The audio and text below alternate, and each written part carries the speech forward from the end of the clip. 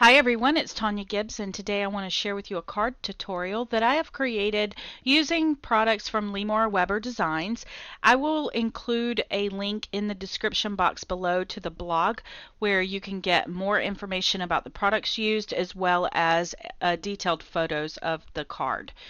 So make sure you check those links out. I am going to feature today in the tutorial Limor's new signature colors by Lindy Stamp Gang. This is the Neon Graffiti set, and they are just vibrant and so full of color. So it's a super fun set to work with.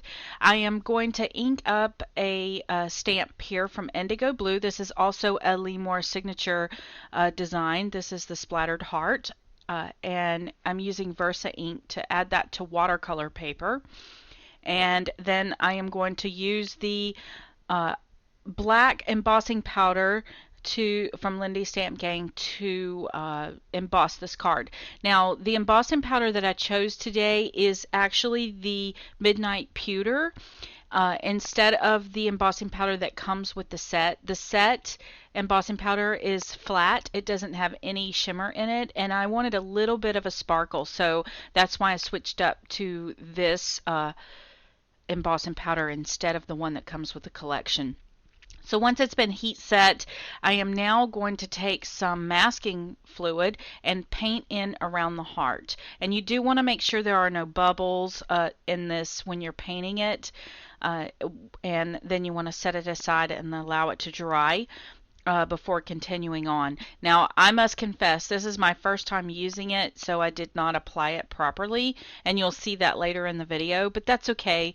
Mistakes happen, and I was able to still work with it. But the idea here is this is a rubber compound. When it dries, it dries like rubber, and it will actually keep your watercolor pigments from going into that area. It sort of masks it off. So when I add my yellow spray here, and this is the Luminous Lemon, in the center, it should stay out of the heart. And then I went around the edge with the poppin' pink, and it is poppin'. Let me tell you, when you get that ink on you, you're never going to get it off.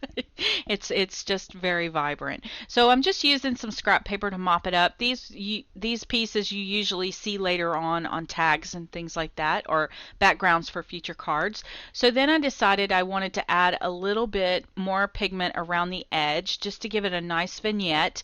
So I'm going back with the Urban Amethyst, which is the purple color in the collection, and it really pops the colors with the pinks. It just really helps it to just pop out.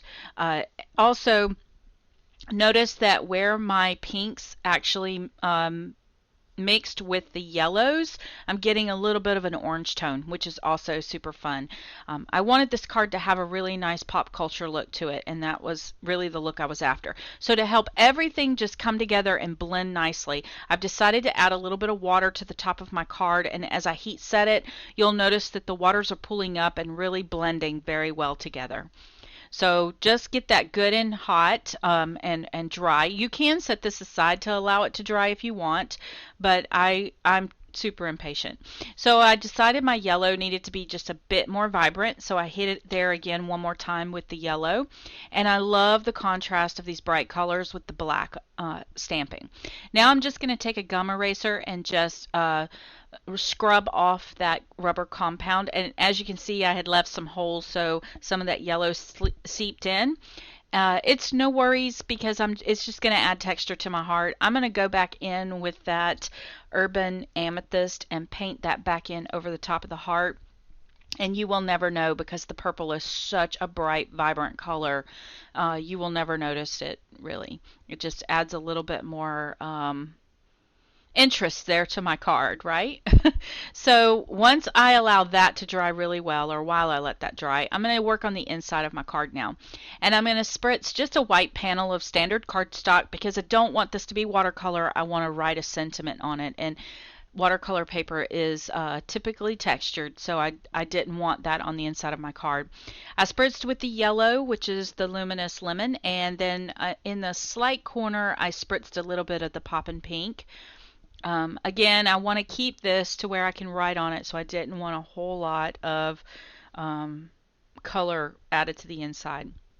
Now I'm going to freehand out my sentiment and block letters, and I'm just going to use a pencil to start with and then take my scissors and cut it out. I really love the look of this. It just added a little bit of fun and really brought in that pop culture and the overall graffiti look of the final card. Make sure when you do this that you also cut out the negative pieces in the center of the letters.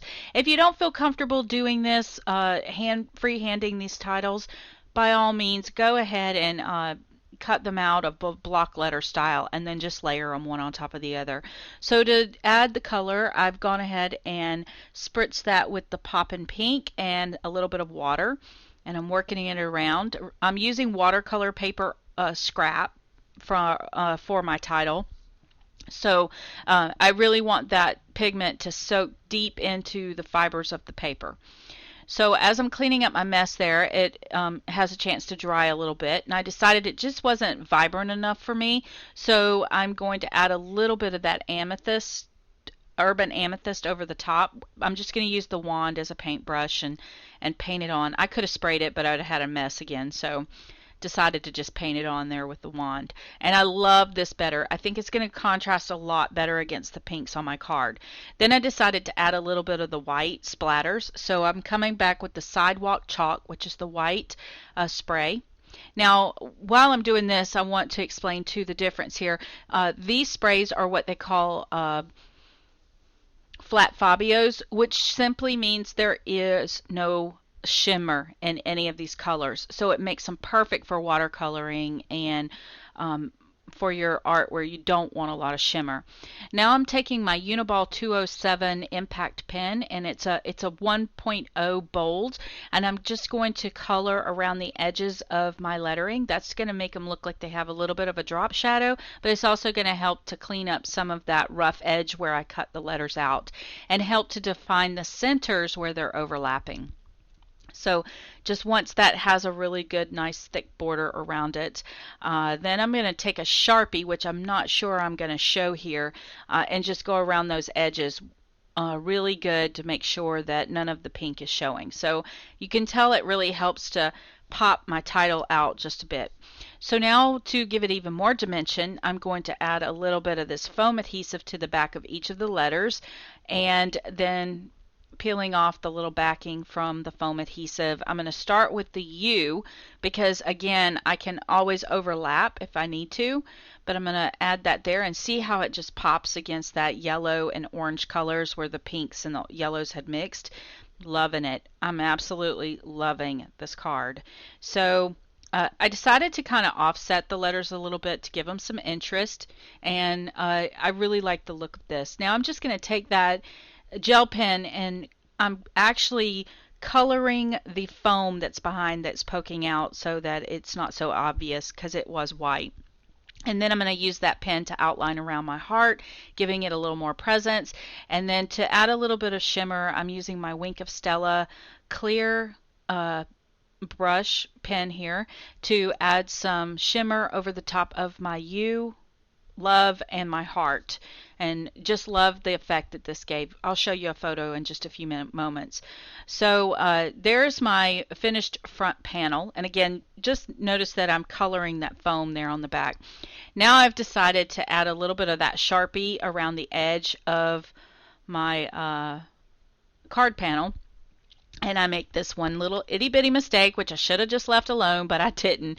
So I've added a little alcohol to it, and then I've come back and added more of that amethyst over the top, and that just kind of helps to disguise my mistake there. We all have those mistakes, and I just call them embellishment opportunities. But this little black hairline border is really going to help for my card to pop up off of the layered look in the card. So now I'm just going to add a little bit of water around just to kind of help activate that watercolor a little bit and give it the look of splatters. And you can see that it's really lifting that pigment and separating it, so I'm getting a really neat look. Now I've decided to add a few more little white splatters as well. And then I'm going to heat set that so that it's good and dry. Before I begin the next step, these splatters are quite big, so I want to make sure they're really dry. Once the panels are dry, I'm going to come back with some foam adhesive and add it to the back of my card. This is going to keep it from warping too much and helping to flatten it back out.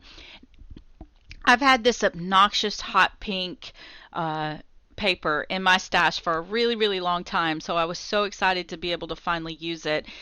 So I've decided to use it as my card backing. It's a frame panel. I'm going to add a little bit of ATG adhesive to the back of that and then apply it to a A2 card panel, which is a top folding card, and all those dimensions will be listed in the blog post for you to reference later. So to give a little interest to my inside of my card, I've decided to doodle out some little hearts and then go back with my Wink of Stella and add a little bit of shimmer to them as well. And then keeping true with what we did before, I decided to go ahead and add some black around the edge as well. Now, I didn't come up with this idea until after I had tried to put it down on my card panel, and then I went, wait, it would really pop more if I did this. So again, just taking that Sharpie and edging it out. You could also use a Stamper's Big Brush Artist Pen if you wanted to, if you had one in your stash. Notice that I also messed up that little panel there as well. So never fear. Like I said, there are no mistakes. You're just going to go back and add a little bit of more of those hearts there to cover up the mistake. So by the time I take my little doodle pen and add a few more floating hearts there at the top, no one will ever know it was a mistake. So I'm just going to add the Wink of Stella to those hearts that I just added, and that's going to kind of help finish out the inside of my card panel. Plenty of room for adding a sentiment. And while I'm looking at it, I wanted to show you guys I did the same exact effect with white embossing powder that came in the kit versus the black, and I think I like the pop of the black better, but the white gives it a different look too. Now I'm just going to take that pen and add a few flicks of lines there at the top of all of my letter shapes, and that's just going to give it a little more interest, a little more of a doodled look. And that's going to finish out my card for today. So thank you guys so much for hanging out with me and watching this process video. If you've enjoyed this production, please make sure you leave me a comment and thumbs up the video. Don't forget to share it with a friend. Also, if you create anything using the techniques that I've shared with you today, please hashtag following Tonya Gibbs if you share your projects in social media. I'd love to be able to find them and see what you guys have done. Also, don't forget to go check out that blog post. The links will be down in the description box below.